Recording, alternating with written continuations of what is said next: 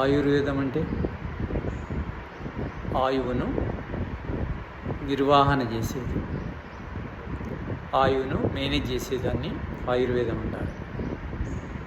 ఆయువు అంటే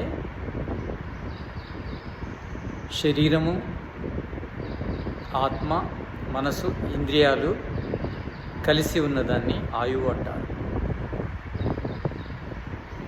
ఈ ఆయువు ఎన్ని రకాలు? 4 రకాలు.